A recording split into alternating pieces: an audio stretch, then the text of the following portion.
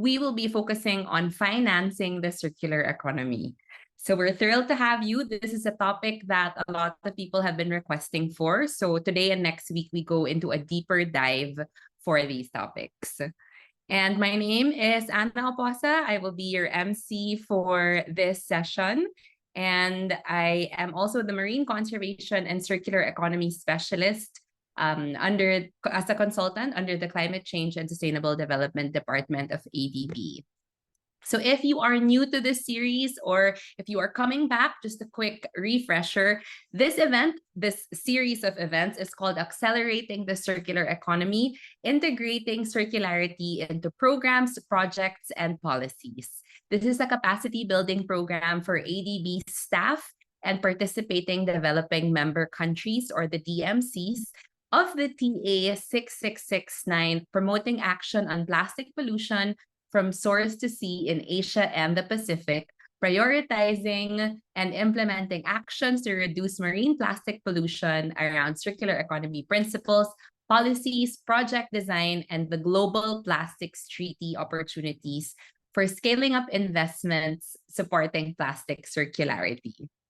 And what we hope you take away from this is to provide a clear understanding of circular economy or circularity principles beyond solid waste management and recycling. Of course, we do talk a lot about plastics and recycling and waste management, but we hope that you can see how this applies to your line of work. And as always, we are providing live translation. For those who need translation for Thai, Vietnamese, and Bahasa Indonesia, you can see the translation icon, the interpretation icon on the lower bar of your Zoom screen, which has a world symbol. So if you would like to have our talks in different languages, in Thai, Vietnamese, and Bahasa Indonesia, you can click that and you will hear our translators. So as I said earlier, this is the 3rd out of 4 sessions. It's already July. Can you believe it? We're halfway through 2024. And I don't know about you, but it feels like the past few months have gone really quickly. So the first one was in Q1 in February. We all met each other at the ADB headquarters. And that was really an overview called Getting in the Loop, Enabling Conditions for a Circular Economy. In May, we had 2 sessions going into a deeper dive on the policies for a circular economy. And as I said, this week and next week is financing the circular economy. And in Q4, on October 1 to 3, please mark your calendars. We are going to have our final one for the year, and it's going to be at the ADB headquarters. So what are our objectives for this particular session? We want to deepen the understanding of existing and potential finance mechanisms to close the circular economy funding gap. You might be wondering, what does a finance mechanism even mean? So we will be going into that a little bit later. And we also will share case studies on finance mechanisms being implemented in Asia and the Pacific. In previous post-event surveys, we asked you what you were interested in, and a lot of people requested for more information on financing, the business case, is it profitable, and more information on plastic credits. And that is exactly what we have designed for you. So what are we going to do today? For the next hour, we're going to hear from a member of the Circular Economy Working Group who will give us some updates. We have a quick Zoom poll with two questions. And then we're going to hear an overview of finance mechanisms and sustainable development from James Baker, and the business case for a circular economy from someone from a principal from ADB Ventures. So we're going to hear the ADB side of investments and financing the circular economy. And as always, we will have time for questions and answers after the 2 presentations, and then we will close with a few reminders. Again, this presentation, the series of presentations that are expressed, the views expressed by the speakers and the other resource persons in the training session reflect the views of the individuals and do not necessarily reflect the views or policies of ADB or its board of governors and the governments they represent. We will also be uploading most of the presentations from the speakers. It will be on Development Asia, the ADB collaboration platform, and we will be sending you the link to that after. And now, before we hear from Terry, we request those who are present to open their screens for a quick group photo. So we put these screenshots on our reports just to show that there are people who are listening and are here with us today. So thank you. See a lot of people. People are still coming in. All right. Oh, it's so nice to see familiar faces. Hi, everyone. Okay, so we're ready. We will take a photo. Okay, Gab will be taking it. 1, 2, 3. And for a safety shot, just another one. 1, 2, 3. Yay. Thank you, everyone. So you can close your screens now if you wish to. Of course, everyone's going to close their screens. And now we are going to hear from Terry or Sing Cho. He's a member of the Circular Economy Working Group and is also the Urban Development Specialist for Waste Management of ADB. He joined ADB from the Asian Infrastructure Investment Bank and the World Bank and has decades of experience in the development of solid waste disposal, water supply, and wastewater treatment projects in Asia. So Terry, over to you. Thank you, Anna. Thanks for the very detailed recap of the program. And as she said, this is the first session of the capacity building program, accelerating the circular economy, integrating circularity into program, projects, and policy. And recently, ADB and the CROPSI, the coordinating body on the Sea of East Asia, has concluded a regional capacity building workshop in Jakarta, Indonesia, on accelerating investments for plastic circularity. The workshop has provided an overview of the landscape for financing plastic circularity investment, as well as policy option, financing mechanism, and best practice for preparing bankable projects to address plastic pollutions. Participants also visit Alna, a Jakarta-based social enterprise promoting reusable packaging and refilling solutions for consumer goods, and share their views on financial priorities in their countries. Also, ADB and KfW, German Development Bank, also held a consultation with the government of Indonesia on how the development banks can support the country's transition to a circular economy in line with the upcoming national circular economy action plan, particularly in the area of plastics and food circularity. Participants has shared priority in lines with strengthening policies, finance capacity building, and infrastructure investment. Also, myself have recently cooperated with ADBI and JICA to conduct a concluded workshop in the Katekyoshi and Fukuoka cities in Japan on the topics for the strengthening solid waste management practice and transitioning into circular economy. We have observed intensive discussion at the Q&A section, especially focusing on the financing and alternative developing the delivery model like PPP, DBO, which has indicated strong demand from all the participant development member countries, in addition to the policy and regulatory reforms. So this week and next week, we will focus on financing mechanism and economic instruments. So stay tuned with us. Thank you for your attending, and we hope you can learn from this quarter section. Thank you. Anna, back to you. Thank you so much, Terry. It's been a very busy past few weeks for circular economy and waste management in ADB. So it's been exciting to hear these updates.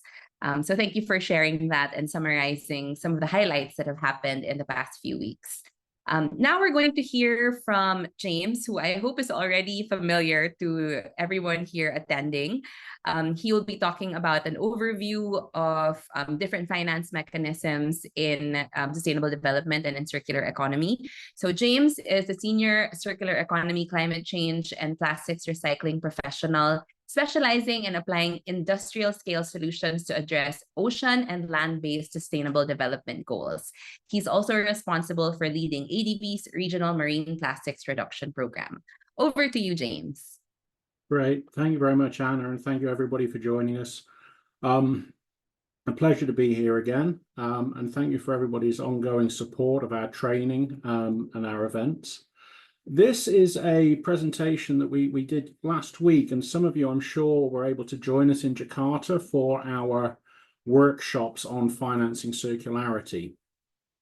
Some very interesting discussions, a lot of background, a lot of, shall we say, animated discussions during workshops. So it's clearly an area that is of interest and concern. So we're just going to run through a few slides to get a feel for what we mean at ADB as we talk about financing circularity, to give you some background on where circular economy and plastics came from, how we differentiate different terminology, and also to look at some of the opportunities for public and private financing and how we can integrate those to achieve what we want to.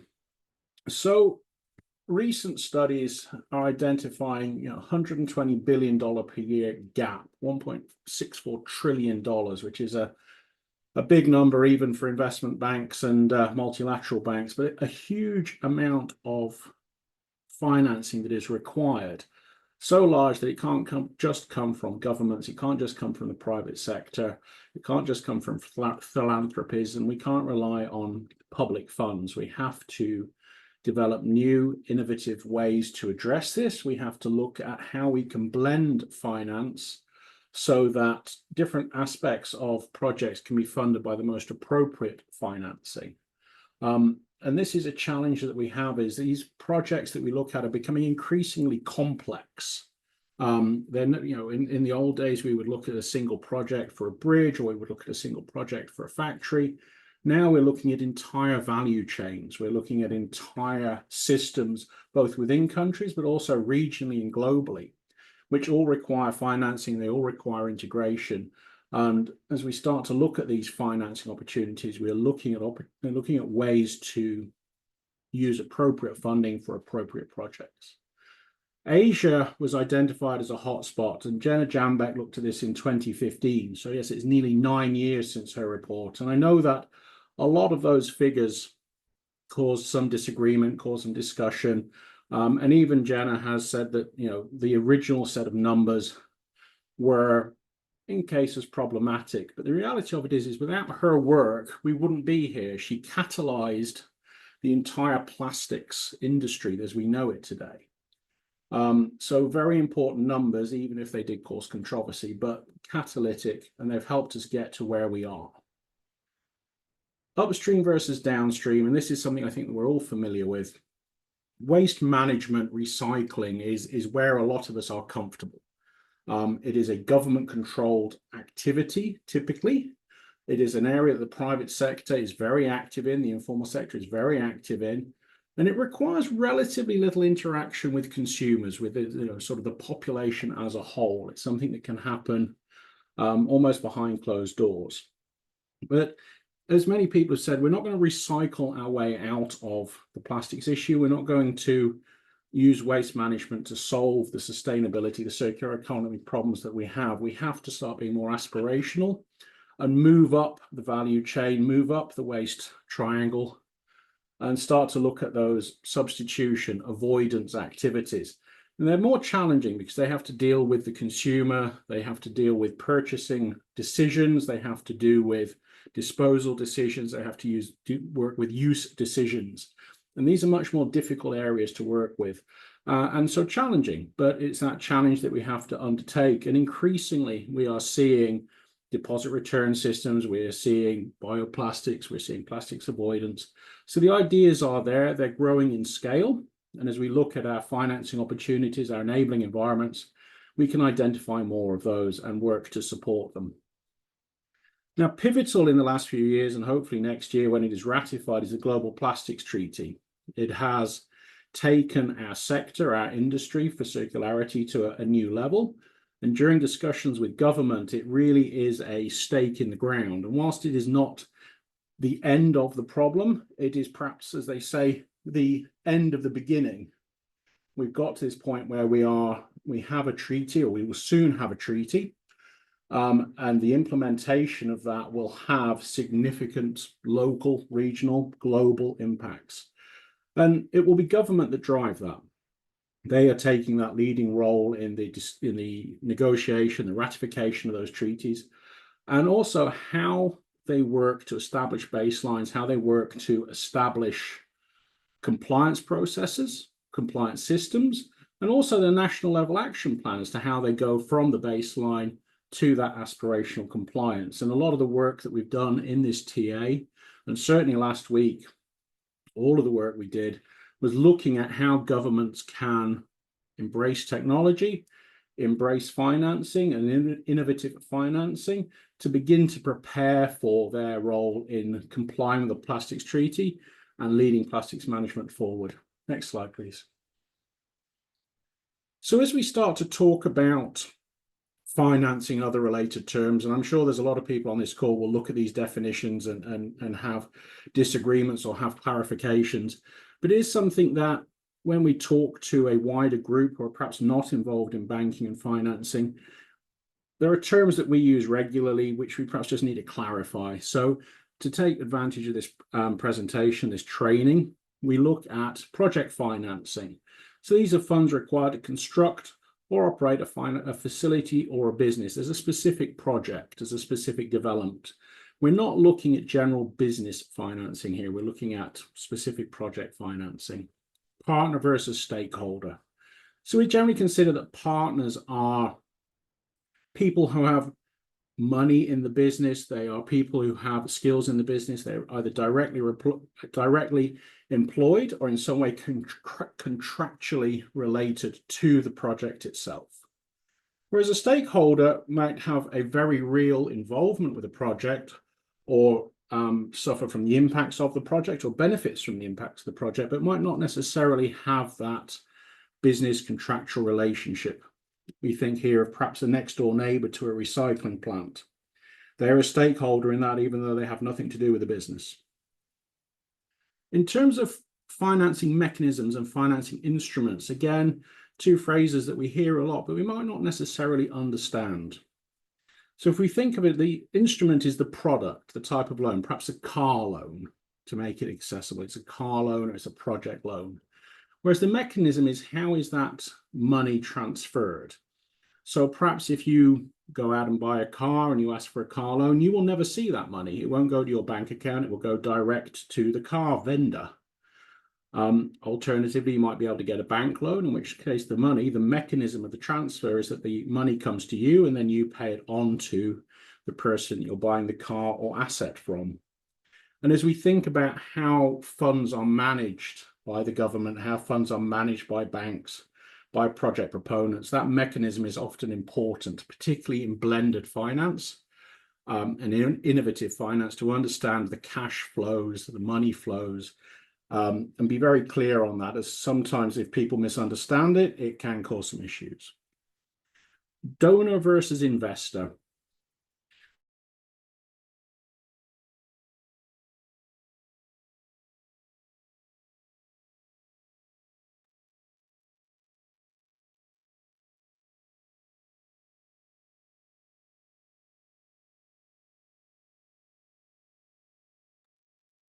Okay, it seems that James has frozen.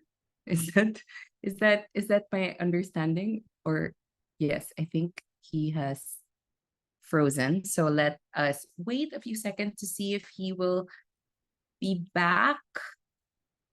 But so far,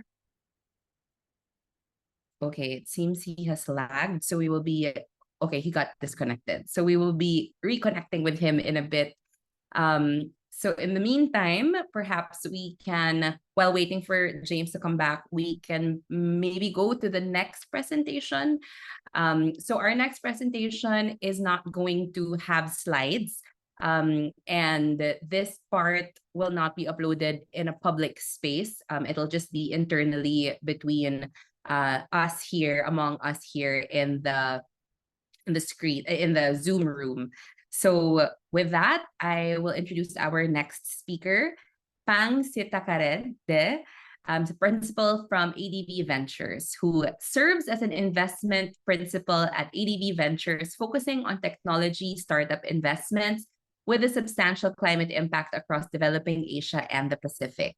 She oversees the SEED program, which provides funding and support to seed stage startups.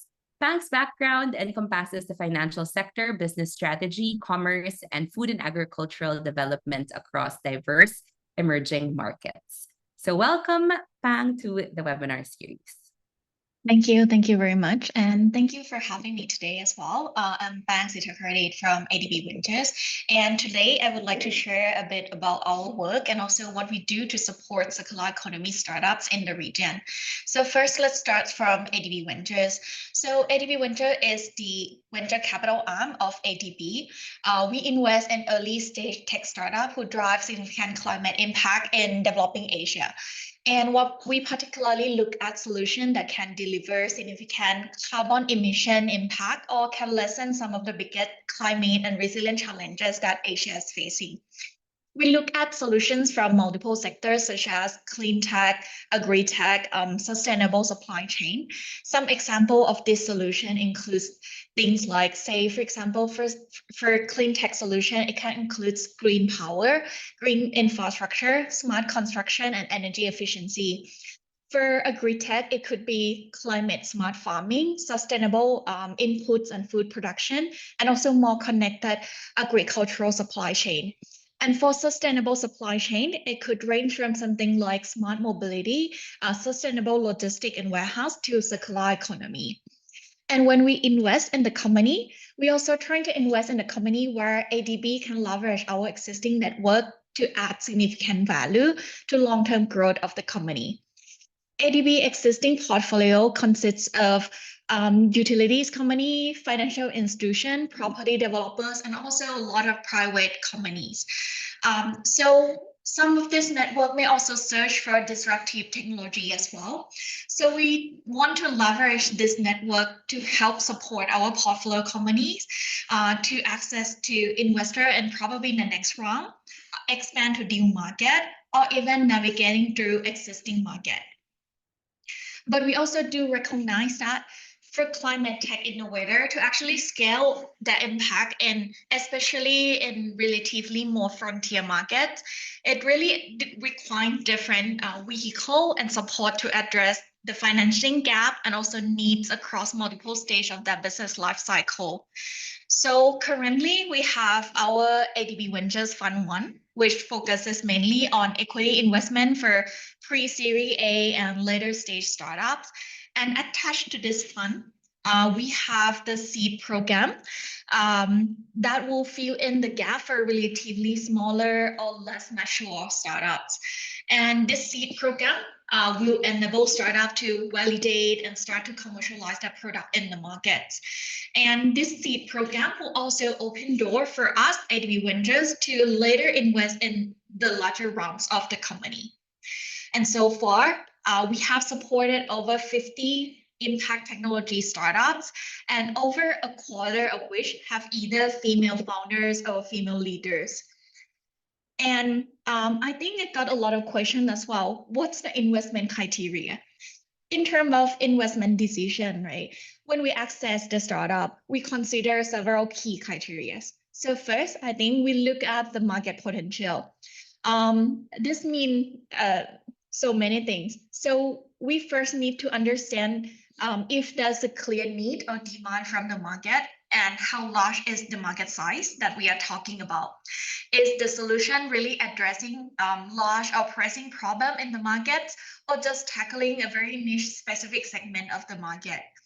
And here we also typically consider impact potential as well. because we believe that if solutions effectively address really urgent pressing problems, then it's also more likely for the solution to generate significant impact for the targeted population as well. And second, we look at the team. We truly understand that for some of the business model actually may change over time, given that some of this technology or business model is completely new to the market. So we're trying to look for the team that has clear vision and skill set to really execute the idea. And most importantly, we're also trying to find team that is flexible enough to adjust or improve their business model over time, because we also do see changes in market dynamic and landscape over time as well. And regarding business model, we typically look at if this solution is unique or scalable.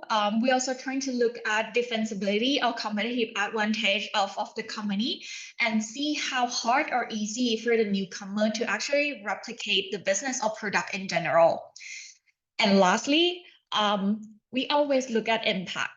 The impact thesis must be clear since beginning. We truly understand that some of the early stage startup, they might not have like unit impact in place at the time of our initial engagement. But for us, the theory of change must be really clear. And we are very open to working with our portfolio companies to develop impact monitoring and management framework as well.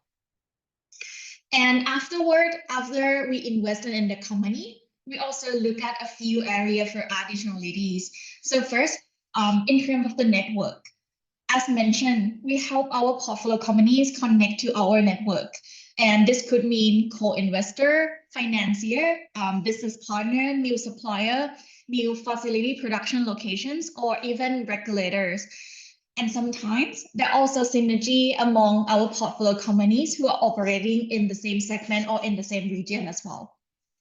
And then second, we help our portfolio company in terms of impact monitoring. As mentioned, that some of the companies may not have impact framework since beginning. We also want to become the thought partner in coming up with the impact unit and setting impact target for that company. And in most cases, we also work with them to develop environmental, social, and gender action plan as well. And lastly, we also trying to help our portfolio company amplify that impact story to broader audience. So for us, what we heard from the founders is that for novel or deep tech solutions, the founders find this very helpful in terms of gaining market attention and also new customer acquisition. And since we are in the topic of circular economy, we also want to highlight one of the interesting company from our portfolio called Ananas Anam. I think you may see faded photos behind my background here. So Ananas Anam produces alternative leaders or textile from pineapple waste in the Philippines. Usually when the farmer harvested pineapple, the pineapple leaf will be left away, either discarded or burned in the field. But Ananas Anam come up with the technology which will turn fiber in pineapple leaf into sustainable leaders or textiles. And for us, the solution does not only turn agricultural waste into high value materials, but they can also avoid environmental impact associated with the traditional leaders or leader PVC production, such as use of toxic chemicals, releasing of toxic water waste, or significant use of water consumptions. And the leader industry now can have more sustainable material for that production. And most importantly, it also create additional income for the farmer and prevent farmer from burning agricultural waste in that field. And to date, the product of the company have been used by over 1,000 fashion hospitality brands globally. And beyond this case, we also look at other multiple circular economy solutions all across the region. We are very happy to discuss further if you want to learn more about our portfolio companies or how can we support this innovation better. And thank you again for the opportunity to share about ADB Ventures and our work today. Thank you so much, Pang, for sharing. I learned a lot. And if anyone in the Zoom room has any questions, please drop them in the chat. So just some highlights from Pang's talk. ADB Ventures is already supporting about 50 startups, and 1/4 are led by women. And the criteria for selection are market potential, the team's vision and execution skills, of course, very important, and of course, the potential impact that it can have. And if you are part of ADB Ventures provides support in networking, impact development, and communication. So great things to learn about ADB Ventures. Before we go back to James, I see James is back. Let's do a quick poll. I did say that we are going to do a poll, and this is very similar to the questions that we asked in the previous session. We just want to gauge the general knowledge of the room. So rate your current knowledge on finance mechanisms and economic instruments on a scale of 1 to 5, 1 being very low and 5 being very high. And is it clear to you how finance mechanisms and instruments can be applied in your current role or organizations? So I see some questions coming in. ADB is a bank after all, so I hope that we have people here who are very knowledgeable in finance and economic instruments. I'm always excited to learn about them because it's an important piece of this circular economy puzzle, and it's a question that a lot of people are interested in. So I see more answers coming in.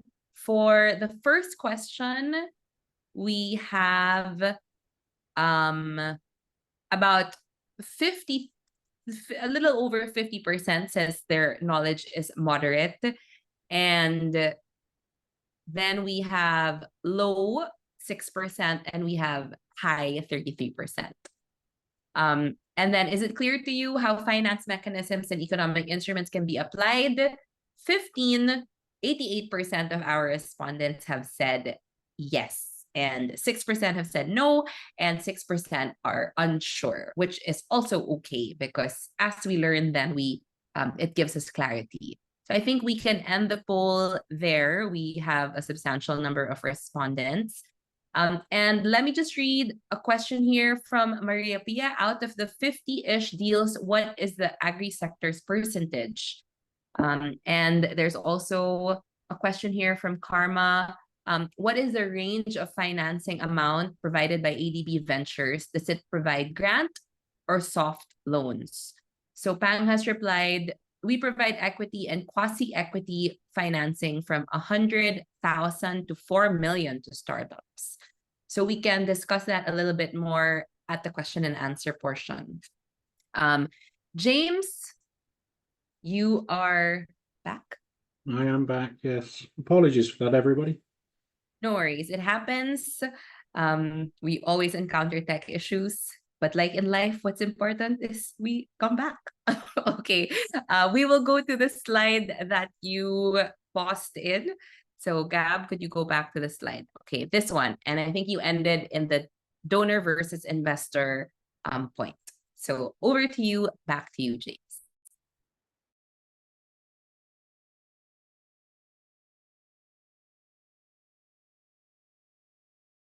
Or maybe not, just as he was about to speak, his screen went black. Maybe while we're waiting for James to come back, Pang, would you like to go on screen and explain a little bit more? Yes, for sure. So in terms of our investment, we currently invest through 2 vehicles. So first we have the seed fund where we provide up to 200,000 financing into the company. The structure that we want to do is very similar to SAFE or convertible. So basically we provide financing and then we ask for the right to convert our financing in the next round. But another vehicle that we have is the Fund 1, which target more on a growth stage company. For that one, typically our first check will be around 1 to 2 million, but we can do up to 4 million. For that one, usually I would say it's more optimal to invest in a company in the stage of like pre-series A and above. Yeah, hope that's clarifying your question. Yeah, and then there's another question here, which you answered in the chat, but maybe you would like to expound a little bit more. Out of, what is the percentage of the agri sector? You did say Yes. that it's 25%, so maybe you can share a little bit more like examples or, Yeah, I can share a bit more. So for us, I think if we classify the key investment into, say, 4 main sector, we have roughly one fourth from, say, green energy, smart industry, or infra circularity, one fourth from green mobility or smart supply chain, and then another one fourth from sustainable food and agriculture. An example of that includes things like more sustainable inputs to more optimized or automated solutions for farming, to something like parametric insurance that help reduce risk associated with climate change for farmers in Philippines or in India. And then I think last bucket is more on the green finance or resilience community front, which accounts for roughly one fourth of our portfolio as well. I will also drop our website in the chat box as well, in case you want to take a deeper look into any of our portfolio companies. Thank you so much, Pang. Are there any more questions for Pang and about ADB Ventures? It seems like there are, I can wait a few more minutes, maybe from our developing member country representatives. Here's another one. What countries are the 50 projects in? Yeah, so it spreads over the region. So currently, I think we cover around 17 countries, 17 DMC all across the region. Approximately around 30 to 35 or 40% are from Southeast Asia. Another 30 to 40% are from South Asia, and the rest is the rest of Asia, including East Asia and Central Asia. Okay. Any more questions? We are probably going to wind down because we have tech issues, but we will make sure that you're able to get a copy of the presentation, and maybe we can squeeze in the rest of James' talk in future webinars. All right, so I do have, thank you so much, Pang, for joining us and sharing stories from ADB Ventures. I have read about Ananas before, so it's thrilling to know that ADB is supporting their growth. Okay, so with that, we can already do our final reminders for next week. So please don't miss next week's presentation. A lot of you are very interested in plastic credits. And we have Komal Sinha, the Senior Director for Plastics and Sustainable Development and Development Policy and Markets of Vera. So they will be talking about plastic credits in practice. What does that look like? What are they applying it to in Asia? And then we have Economic Instruments for a Circular Economy from Assistant Professor Panate.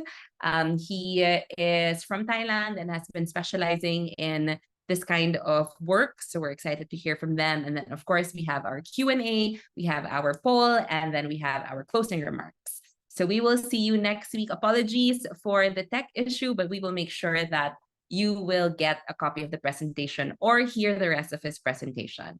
And of course, as always, we want to hear from you. We value your feedback very much. We read all of them, and we make sure that we consider all of your comments and feedback when we design our programs. And we are already beginning to finalize the program for October, and we're excited for you to be there, and we're excited for you to see what we have in store for you. That's why it's important for us to hear from you. So when you close this call, you will get a pop-up link to the survey. So please write your answers there. And we hope to see you next week.